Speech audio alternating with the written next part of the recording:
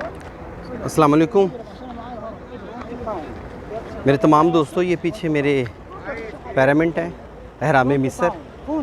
मैं आज ही मिस्र आया, कल मैं मिस्र आया था, आज मैं पिरामिड देखने आया हूँ।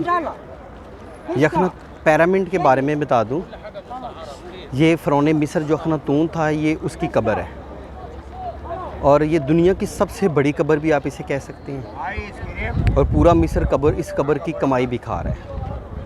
ये तकरीबन 4500 साल पहले तैयार हुआ था।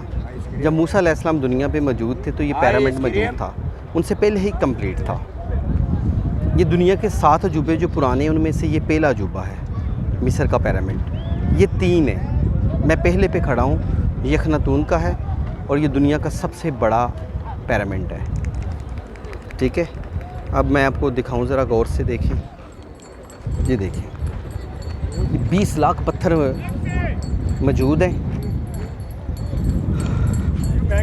4,500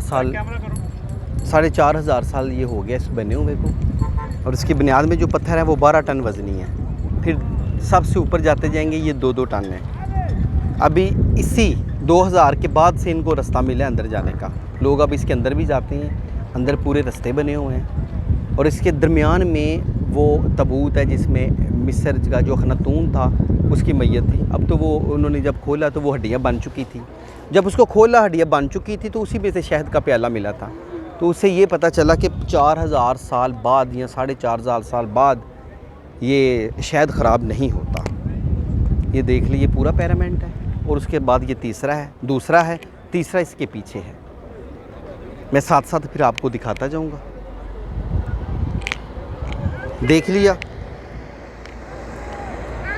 पिरामिड देखा, ठीक है। अब इसकी बहुत ज़्यादा तारीख है। जो ये पिरामिड है ये इधर से 770 किलोमीटर दूर वादी लुक्सर है। ये पत्थर उधर से लाए गए थे। आप अंदाज़ा कर लें कि उस वक़्त के जो फ़िरौन थे वो पूरे साइंसदान थे। इतनी दूर से पत्थर लाया गया, काटा गया और उसकी ज़िंदगी में ये कंप्लीट हो गया।